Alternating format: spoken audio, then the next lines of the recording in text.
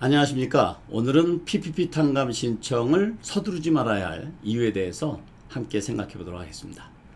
PPP 탕감 신청 내용을 설명드리기 전에 한 가지 소식을 전해드리고 진행하도록 하겠습니다.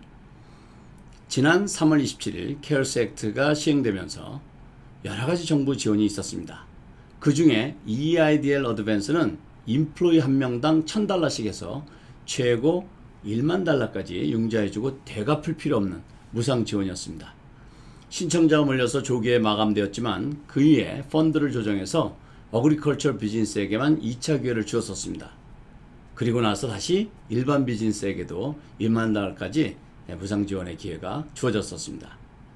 SBA에서는 이 무상 지원 예산인 $200억 모두 사용해서 EIDL 어드밴스가 중단되었다고 7월 11일 발표했습니다.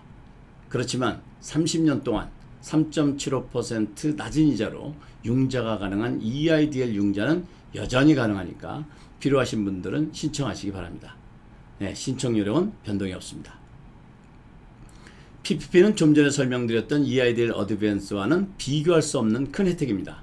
아시다시피 EIDL 어드밴스는 최고 $10,000,000까지 융자해주고 바로 탕감해주는 말 그대로 최고 $10,000,000까지의 무상 지원이었습니다. 그런데 PPP는 조건에 맞을 경우 최고 $10,000,000까지 탕감되는 규모가 비교가 안 되는 스몰 비즈니스에게는 큰 혜택의 무상 지원입니다. PPP 융자 초기에는 조건이 까다로워서 탕감 자격에 한계가 있었습니다. 그렇지만 새로 수정된 탕감 조건은 대부분의 스몰 비즈니스들이 PPP 융자금을 탕감받는 데 큰 도움이 되고 있습니다. 아직도 PPP 융자가 가능하니까 혹시 1차를 아직 신청하지 않으신 분들은 지금이라도 신청하셔서 도움받으시기 바랍니다. 신청은 은행을 통해서 하시면 됩니다. 자, 이제 1차 PPP를 받으신 분들의 관심은 어디에 있죠? forgiveness, 탕감이 있습니다. 탕감을 받기 위해선 SBA 가이드라인에 따라서 은행에서 요구하는 서류를 구비해서 제출해야 합니다. 그런데 질문은 탕감 신청을 언제 해야 하느냐입니다. 탕감 신청하는 것은 서두르지 말고 충분한 시간을 갖고 준비하는 것이 좋습니다. 그 이유를 지금부터 하나씩 이해해 보도록 하겠습니다. 첫째는 대부분의 은행이나 렌더들이 PPP 탕감 신청을 접수받을 준비가 아직 안 되어 있습니다. 아마 한참 준비 중일 것인데요. 아시다시피 PPP는 은행을 통해서 받았습니다. 탕감 신청도 은행으로 해야 합니다. PPP 융자 받았을 때 경험했던 것처럼 PPP 신청은 SBA에서 요구하는 신청서 이외에 은행에서 요구하는 별도의 구비 서류를 구비해서 제출해야 합니다. 마찬가지로 PPP를 탕감받기 위해서는 SBA에서 요구하는 PPP 탕감 신청서는 물론 은행에서 필요로 하는 별도의 양식과 구비 서류를 함께 준비해서 접수해야 할 것입니다. 그리고 대형은행의 경우는 PPP 융자를 온라인을 통해서 진행했었습니다. 마찬가지로 탕감 신청도 온라인으로 진행할 가능성이 높습니다.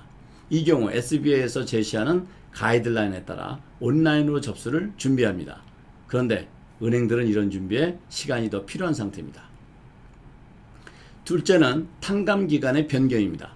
아시다시피 PPP 탕감 기간이 8주에서 24주로 변경되었습니다. 사실 전국적인 락다운으로 영업을 하지 못한 많은 스몰 비즈니스들과 리오픈을 시도했지만 다시 주정부 명령에 따라서 클로즈해야 하는 캘리포니아를 비롯한 여러 주들에서 영업하고 있는 많은 스몰 비즈니스들에게는 8주는 의미가 없었습니다. 다행히 24주로 변경되어 그나마 약간 숨통이 트인 상태입니다. 이 기간을 최대한 활용해서 탕감받을 수 있는 조건을 극대화할 시간을 충분히 가지시는 것이 좋습니다. 셋째는 탕감 신청 서류 준비입니다. 탕감받기 위해서는 PPP 융자금의 60%는 페이롤 코스트로 해야 하고 나머지 40%는 렌트 인트레스트 그리고 유틸리티로 사용해야 됩니다. 이렇게 사용한 PPP 융자금을 탕감받기 위해서는 SBA에서 제공한 forgiveness application, 즉 탕감 신청서에 그 지출 내역을 기입해야 합니다. 근데 여기서 무엇이 중요할까요? 그렇습니다. 이 숫자들에 대한 supporting document, 즉 증빙 자료입니다. 이런 자료들을 잘 준비할수록 탕감 절차가 간단하고 은행에서도 PPP 융자 탕감 결정을 쉽게 해드릴 수 있을 것입니다. 은행이나 렌더들은 이르면 8월부터 늦어도 9월에는 탕감 신청서와 구비 서류에 대한 내용을 공지할 것으로 예상됩니다. 왜냐하면 4월에 PPP 융자 받으신 분들은 늦어도 10월에는 탕감 신청을 해야 하기 때문입니다. 따라서 탕감 신청 서류도 서두르지 마시고 시간을 갖고 미리 잘 준비해 두시는 것이 좋겠습니다. 탕감의 최종 결정에는 증빙 서류들이 중요한 역할을 하게 되기 때문입니다. 넷째는 PPP 융자금 페이먼트의 10개월 유예입니다. 수정된 탕감 조건 속에는 탕감 기간이 끝나는 날로부터 10개월까지는 융자금 페이먼트가 유예됩니다. 따라서 혹시 탕감받지 못한 잔액이 있을 경우에 융자금 페이먼트는 탕감기간 24주에 추가로 10개월이 더 여유가 있기 때문에 충분한 시간을 가지실 수 있으십니다. 다섯째는 탕감 조건의 올바른 이해입니다. PPP 융자의 가장 큰 장점은 무엇이죠? 네, 탕감입니다. 그리고 두 번째는 탕감되지 않은 잔여 융자금은 5년 동안 1% 이자로 갚으시면 됩니다. 따라서 PPP 융자금의 탕감 조건을 잘 이해해서 탕감 기간 동안, 즉 24주 동안 적절한 지출 계획을 세우고 그에 따른 지출 집행하는 것입니다.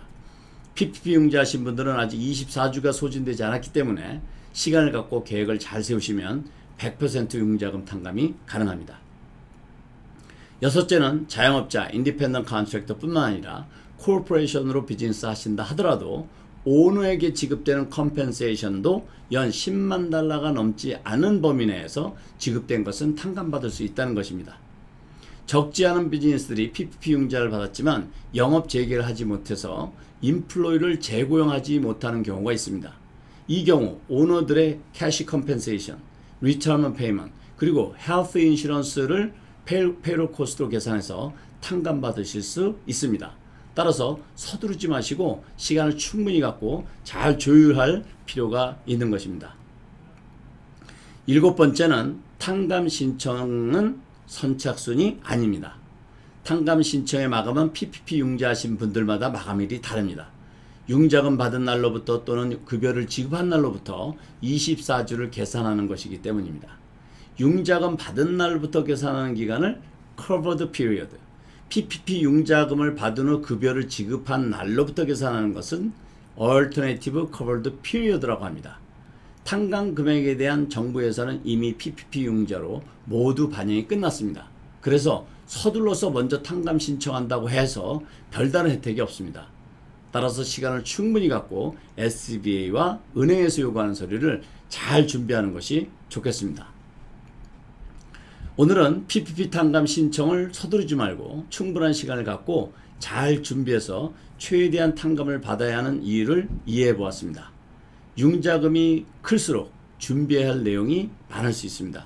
특히 융자금이 200만 달러 이상일 경우 문우신 재무장관은 감사할 것이라고 이미 밝혔습니다. 실제 감사가 이루어지고 그렇지 않고를 떠나서 금액이 클 경우 그만큼 준비사항이 많으니까 차분히 그리고 꼼꼼히 준비하는 것이 중요하겠습니다. 목표는 뭐죠? 네, 100% 탕감입니다. 오늘은 여기까지입니다. 감사합니다.